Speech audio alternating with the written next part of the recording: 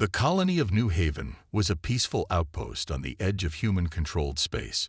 Nestled on a lush, verdant planet, it was home to thousands of families who had left the overcrowded cities of Earth to forge a new life among the stars. One such family was that of Robert and Amelia Sinclair. They had brought their young daughter, Emily, to New Haven, hoping to provide her with a safe and nurturing environment to grow up in. At just 8 years old, Emily was a vibrant, curious child who loved exploring the rolling hills and streams around their modest family home. On a bright, cloudless morning, Emily begged her parents to let her venture out on her own to a nearby creek she had discovered. After some gentle persuasion, Robert and Amelia agreed, reminding her to be back before sunset. Emily happily skipped off, eager to lose herself in the tranquil beauty of nature. However, Emily never returned that evening. As night fell and her parents grew increasingly anxious, search parties were quickly assembled to scour the surrounding areas. But as the hours turned into days, there was still no trace of the missing girl. The colony of New Haven was rocked by the disappearance. Whispers and rumors quickly spread, with some fearing the worst. Had wild animals attacked her? Had she fallen into one of the many streams and drowned? Or had something far more sinister befallen the young child? Just as the Sinclairs were about to lose all hope, a devastating truth emerged. Surveillance footage from a nearby outpost revealed the shocking reality. Emily had not simply wandered off, but had been abducted by an unknown alien force. The footage showed a sleek, unidentified spacecraft descending from the sky, its occupants swiftly snatching the girl and disappearing back into the void of space. The news sent shockwaves through the colony and eventually all the way back to Earth. Robert and Amelia were inconsolable, their hearts torn apart by the senseless loss of their only child. The citizens of New Haven were outraged, demanding justice for the innocent life that had been stolen from them. However, the governing authorities on Earth were even more enraged. The abduction of a human child, an act of unfathomable cruelty, was an unforgivable transgression that could not go unanswered. The leadership in the capital city of New London convened an emergency session, their faces etched with a steely determination. "This is an act of war," declared the Prime Minister, his voice booming through the halls of the Parliament. "Those responsible will pay dearly for this heinous crime against our people. We will not rest until justice is served, and the full weight of our might is brought down upon them." The assembled officials nodded in solemn agreement. Plans were quickly set in motion, as scientists and military strategists were summoned to devise a response that would shatter the alien aggressors and send a clear message that the human race would not be trifled with. In the days that followed, the colony of New Haven fell into a deep, sorrowful silence. Robert and Amelia Sinclair, their lives forever altered by the loss of their beloved daughter, found solace in the knowledge that their government was preparing to unleash the full fury of humanity upon those responsible. Little did the alien abductors know, they had awakened a sleeping giant. The people of Earth were about to demonstrate the true power and resolve of the human spirit, a force that would shake the very foundations of the galaxy. The news of Emily Sinclair's abduction and subsequent murder at the hands of the unknown alien race spread like wildfire across the human-controlled territories. Outrage and grief overwhelmed the populace as families across the colonies mourned the loss of the young, innocent child. In the gleaming towers of New London, the seat of Earth's governing authority, the response was one of unwavering resolve. Prime Minister Elizabeth Harrington convened an emergency session of the Interstellar Security Council, her face etched with a grim determination. "The time for diplomacy has passed," she declared, her voice cutting through the hushed murmurs of the assembled officials. "These alien invaders have committed an unforgivable act of aggression against our people, and we must respond with the full force of our military might." The council members, many of whom had grown weary of the bureaucratic process, nodded in silent agreement. They understood that the abduction and murder of a human child could not go unanswered, lest it embolden their adversaries to commit further atrocities. "We must strike back swiftly and decisively," Harrington continued, her piercing gaze sweeping across the room. I am authorizing the immediate mobilization of our entire fleet, along with the accelerated development of a new generation of warships, ships that will serve as the vanguard of our retribution. The scientists and engineers in attendance straightened with a newfound sense of purpose. They had long been tasked with maintaining the delicate balance of power in the galaxy, but now they were being called upon to forge the instruments of a righteous crusade. "These dreadnoughts," Harrington declared, "will be the most formidable vessels ever conceived by human hands. Their firepower will be unmatched, their armor impenetrable. They will be the embodiment of our grief, our rage, and our unwavering determination to see justice served." The council members erupted in thunderous applause, their cries of approval echoing through the halls of power. They knew that the path ahead would be arduous, fraught with challenges and uncertainties, but they were united in their resolve to protect the sanctity of human life, no matter the cost. In the days that followed, the entire human industrial complex shifted into high gear. Shipyards across the colonies worked around the clock, churning out the new dreadnoughts at a blistering pace. Scientists and engineers pushed the boundaries of their knowledge, devising cutting-edge technologies and weapon systems to equip the massive vessels. As the human fleets grew in number, reaching the staggering count of 500,000 dreadnoughts, an ultimatum was issued to the alien aggressors: surrender and face a trial, or be annihilated. The response from the alien leadership was one of arrogance and defiance, firmly believing that their superior technology would be enough to withstand the human onslaught. The stage was set for a confrontation of galactic proportions, pitting the full might of human resolve against the presumed invincibility of their alien adversaries. The citizens of Earth and its colonies watched with bated breath, united in their conviction that justice would be served and their fallen comrade avenged. The gears of war had been set in motion, and the universe would soon bear witness to the unbridled fury of a species driven by the desire to protect their own, no matter the cost. As the massive human fleet of 500,000 dreadnoughts neared the alien homeworld, a palpable sense of tension filled the void of space. The towering vessels, bristling with the latest in weapons technology, cast long shadows over the alien defenses below. On the bridge of the flagship, Admiral Takeshi Nakamura stood tall, his weathered face betraying no hint of doubt or trepidation. This was a moment he and his fellow officers had been preparing for, a chance to deliver retribution for the heinous act that had galvanized the people of Earth. "Open a channel to the alien leadership," Nakamura commanded, his voice calm and unwavering. A holographic display flickered to life, revealing the visage of the alien's supreme commander, a being of imposing stature and piercing, unblinking eyes. "Greetings, human," the alien leader hissed, its voice laced with a thinly veiled contempt. "You have the audacity to bring your fleets to our doorstep. Do you truly believe you can defeat the might of our civilization?" Nakamura's expression remained stoic, unfazed by the alien's bravado. "We are here to deliver a simple message," he replied, his tone measured and firm. "Surrender the individuals responsible for the murder of the human child, and face a fair trial. Refuse, and we will unleash the full fury of our military might upon your world." The alien leader let out a chilling, guttural laugh. "Foolish humans," it spat. "You have no idea the power we wield. Your primitive vessels will be reduced to ash in the blink of an eye. We will show you the true meaning of suffering."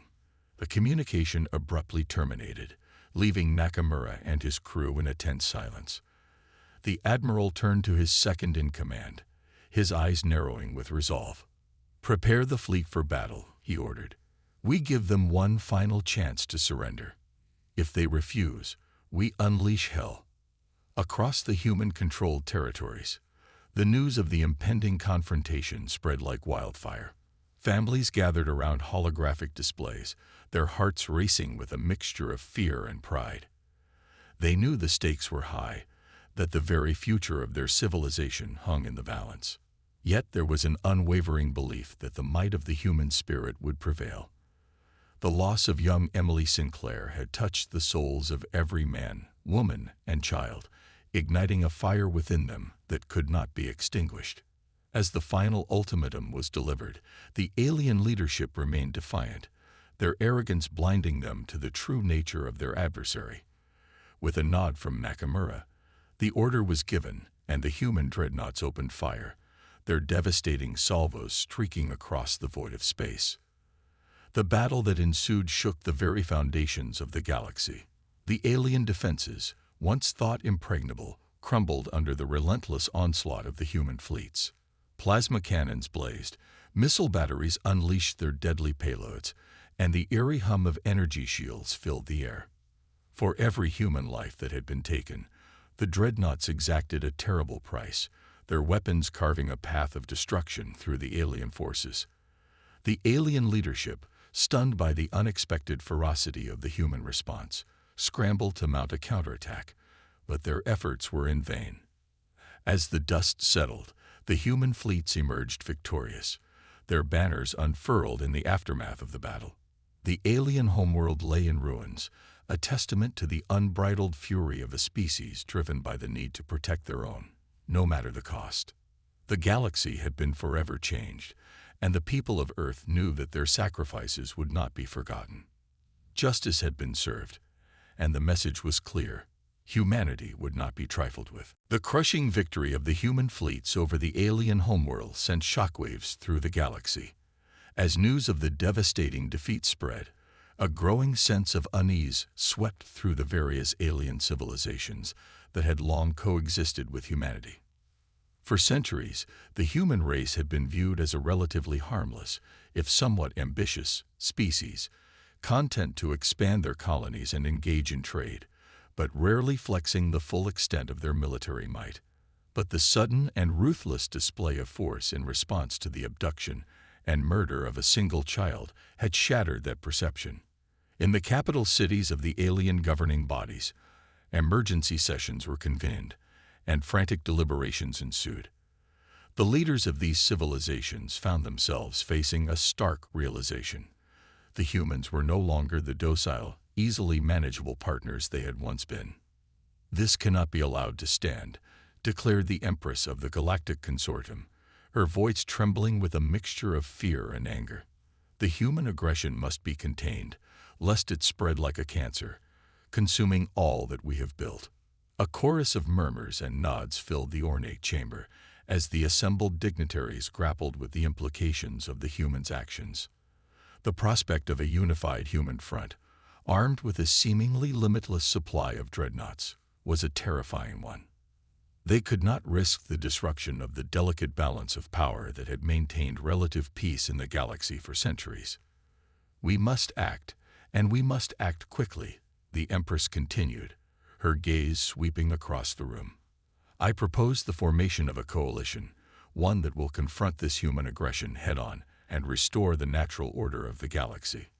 One by one, the alien leaders voiced their agreement, their faces etched with a renewed determination.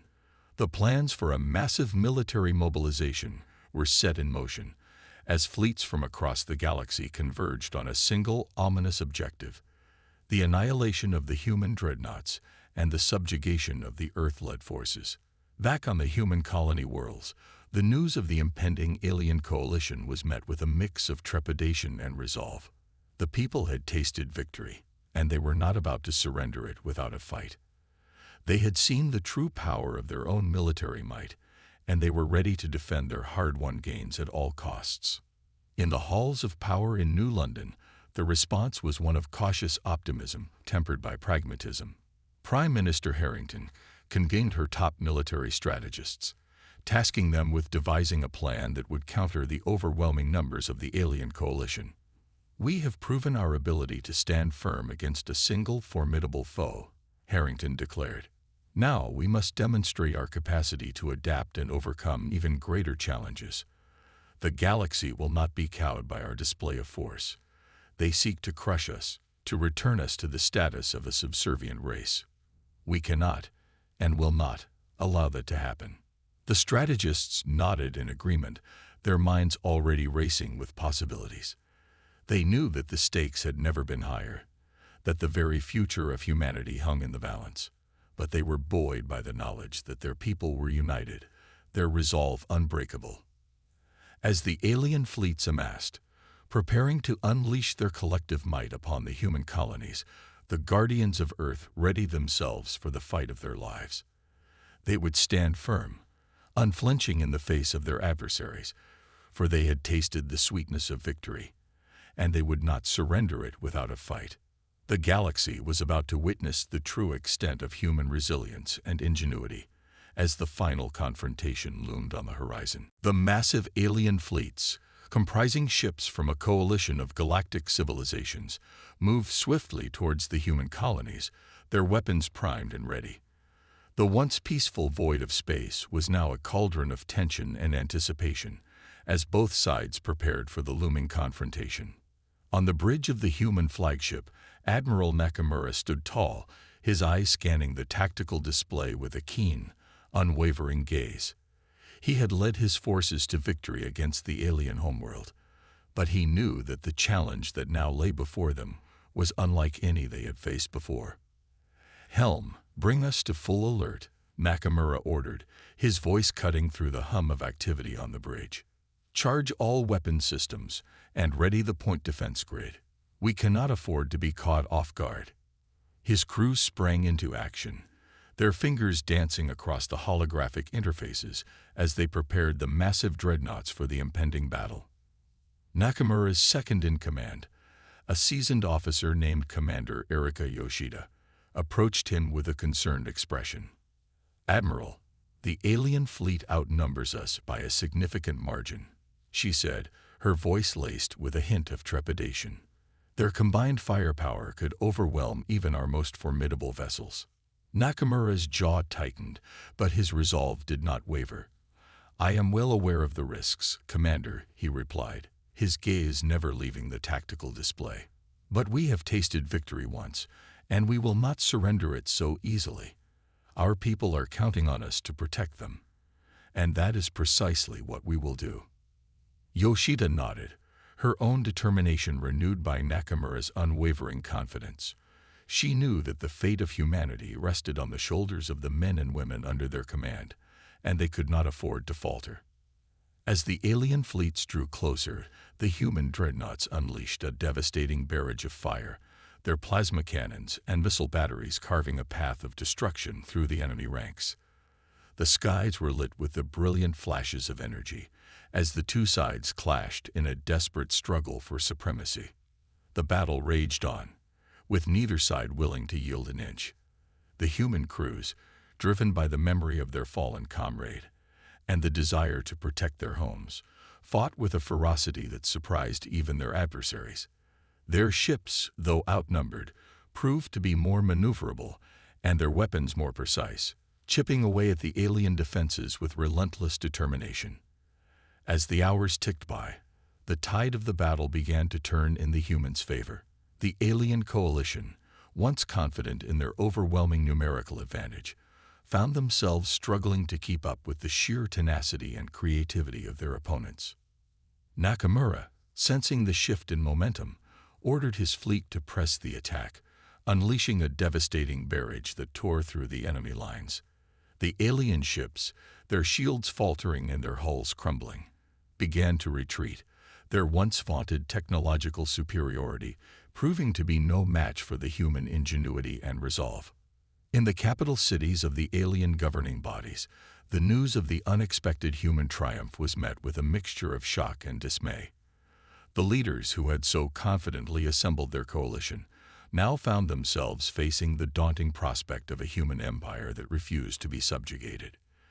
The galaxy had been forever changed, and the people of Earth knew that their sacrifices had not been in vain. They had emerged victorious, their status as a formidable galactic power cemented for all to see. The human spirit, once underestimated, had proven to be an unstoppable force, one that would shape the course of the galaxy for generations to come. The human fleet's decisive victory over the massive alien coalition sent shockwaves through the galaxy. For the first time in recent memory, the might of humanity had been displayed in full force, shattering the long-held perception of the human race as a relatively docile and easily manageable species. In the wake of the battle, The various alien governing bodies found themselves grappling with a new and daunting reality. The humans, once viewed as mere upstarts, had proven themselves to be a formidable adversary, capable of marshalling the full extent of their military might to defend their interests. The Empress of the Galactic Consortium, her face a mask of frustrated contemplation, convened an emergency session of the Interstellar Council. The assembled dignitaries, their expressions ranging from concern to outright fear, listened intently as the Empress laid bare the gravity of the situation. The humans have demonstrated a resolve and a capacity for destruction that we have never before witnessed, she declared, her voice laced with a tinge of worry. Their dreadnoughts, their weapons, their sheer determination, all of it poses a grave threat to the delicate balance of power that has maintained relative peace in the galaxy for centuries. The council members murmured in agreement, their brows furrowed with a growing sense of unease. They had underestimated the humans, and the consequences of that miscalculation were now becoming painfully clear. We must act, and we must act swiftly, the Empress continued, her gaze sweeping across the room. I propose the formation of a new coalition, one that will unite the most powerful civilizations in the galaxy, all with the sole purpose of containing, and, if necessary, eliminating the human threat. The council members erupted in a chorus of agreements and nods, their resolve hardening in the face of the perceived human aggression.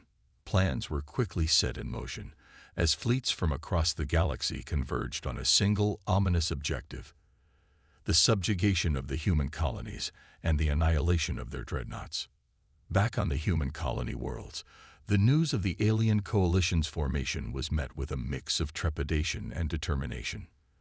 The people had tasted victory, and they were not about to surrender it without a fight. They had seen the true power of their own military might, and they were ready to defend their hard-won gains at all costs. In the halls of power in New London, Prime Minister Harrington and her top military strategists convened to devise a plan that would counter the overwhelming numbers of the alien coalition.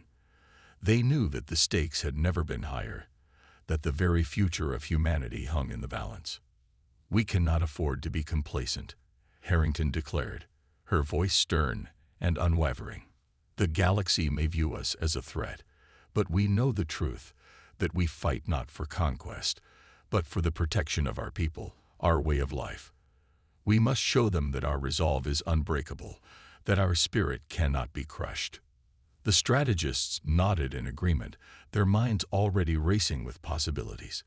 They would need to push the boundaries of their technological capabilities, to find new ways to outmaneuver and outgun their adversaries. Failure was not an option, for the consequences of defeat were unthinkable.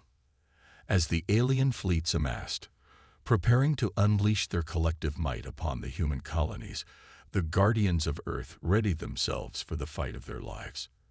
They would stand firm, unflinching in the face of their adversaries, for they had tasted the sweetness of victory, and they would not surrender it without a fight. The galaxy was about to witness the true extent of human resilience and ingenuity as the final confrontation loomed on the horizon. The epic confrontation between the human dreadnoughts and the vast alien coalition shook the very foundations of the galaxy. The skies were alight with the brilliant flashes of energy as the two formidable forces clashed in a desperate struggle for supremacy. On the bridge of the human flagship, Admiral Nakamura stood resolute, his eyes scanning the tactical displays with a keen, unwavering gaze. His crew, inspired by his unwavering leadership, fought with a ferocity that belied their numerical disadvantage. Increase power to the forward shields, Nakamura barked, his voice cutting through the cacophony of alarms and the roar of battle. Target their command ships and overload their systems. We must break their chain of command if we are to have any hope of victory. The human crews sprang into action, their fingers dancing across the holographic interfaces as they executed Nakamura's orders with precision and efficiency. Powerful plasma beams lanced out, carving through the alien vessel's hulls, while a barrage of precision-guided missiles streaked towards the coalition's most vital assets. For every human life that had been taken, the dreadnoughts exacted a terrible price, their weapons carving a path of destruction through the enemy ranks. The alien ships, once confident in their overwhelming numerical advantage, found themselves struggling to keep up with the sheer tenacity and creativity of their opponents. As the battle raged on, a new and unexpected threat emerged: a massive alien vessel, larger and more heavily armed than anything the humans had encountered before. Its devastating firepower threatened to turn the tide of the confrontation, and Nakamura knew that they had to act quickly if they were to have any chance of survival.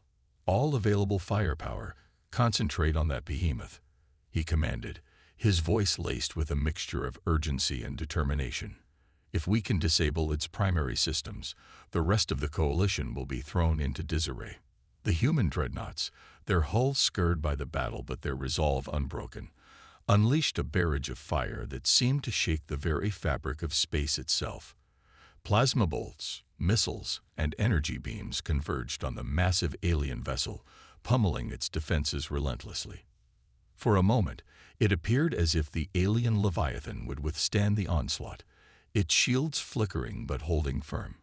But then, a critical system overload triggered a series of catastrophic chain reactions, and the mighty vessel began to crumble, its twisted wreckage hurtling towards the nearby planets. The destruction of the alien flagship sent shockwaves through the coalition's ranks, sowing confusion and panic among the once confident alien forces. Seizing the opportunity, the human dreadnoughts pressed their advantage, unleashing a devastating barrage that tore through the enemy lines. Nakamura, sensing the shift in momentum, ordered his fleet to push the attack, their weapons blazing with righteous fury. The alien ships, their hulls battered and their morale shattered, began to retreat, their once vaunted technological superiority proving to be no match for the human ingenuity and resolve. In the aftermath of the battle, the human crews emerged victorious, their banners unfurled in the debris-strewn void of space. The galaxy had been forever changed, and the people of Earth knew that their sacrifices had not been in vain. The human spirit, once underestimated, had proven to be an unstoppable force, one that would shake the course of the galaxy for generations to come. The guardians of Earth had prevailed, their unwavering determination and unbreakable resolve serving as a testament to the true power of humanity.